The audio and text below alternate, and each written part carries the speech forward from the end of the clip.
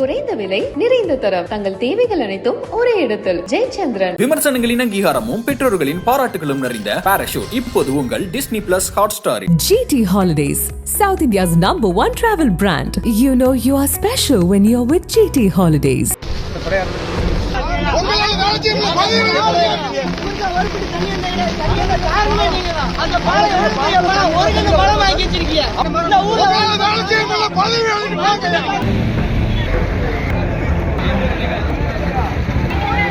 தமிழகத்தில் வடகிழக்கு பருவமழை கடந்த அக்டோபர் மாதம் 15ஆம் தேதி தொடங்கியதாக வானிலை ஆய்வு மையம் அதிகாரப்பூர்வமாக அறிவித்திருந்தது. அந்த வகையில் தமிழகத்தில் வடகிழக்கு பருவமழை மிக தீவிரமாக உள்ளது.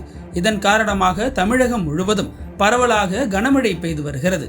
அதே சமயம் வங்கக்கடலில் வருகிற 16ஆம் தேதி புதிய காற்றழுத்த தாழ்வு பகுதி உருவாக வாய்ப்புள்ளது எனவும் சென்னை வானிலை ஆய்வு மையம் தெரிவித்துள்ளது.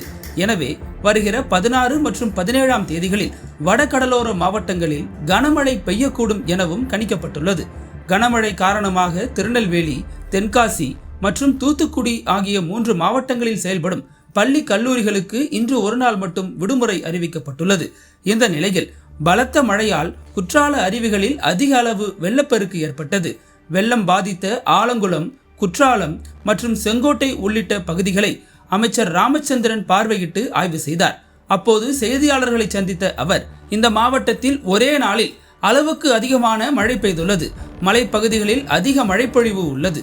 செங்கோட்டையில் ஒரு குளம் உடைந்து நகரை வெள்ளம் சூழ்ந்துள்ளது. இதுவரை 4 வீடுகள் இடிந்துள்ளன. பயிர் பாதிப்பிற்கு நிவாரணம் வழங்கப்படும். நீர்நிலைகள் முறையாக தூர்வாரப்படாமல் உள்ளதே குளங்கள் உடைப்பிற்கு காரணமா என்பது குறித்து கலெக்டருடன் கலந்து பேசி நடவடிக்கை எடுப்போம் என அவர் தெரிவித்தார். முன்னதாக ஆலங்குளம் ஆய்வின் போது அமைச்சரை சூழ்ந்து கொண்ட அந்த பகுதிவாசிகள் சிலர் அவருடன் கடுமையான வாக்குவாதத்தில் ஈடுபட்டனர். அது தொடர்பான வீடியோ காட்சிகள் தற்போது வெளியாகி வைரலாகி வருகிறது.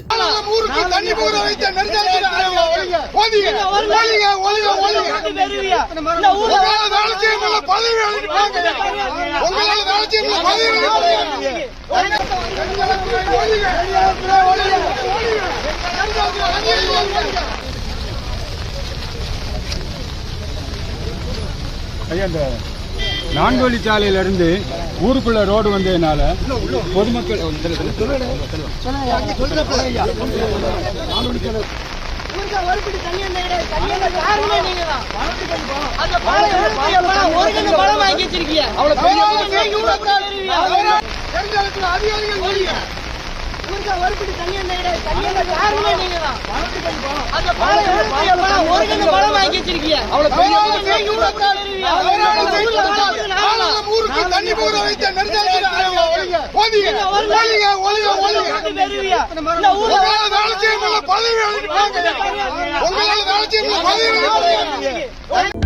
அனல் பறக்கும் செய்திகளை அப்டேட் செய்து கொள்ள நக்கீரன் களத்தை இப்பவே சப்ஸ்கிரைப் பண்ணுங்க.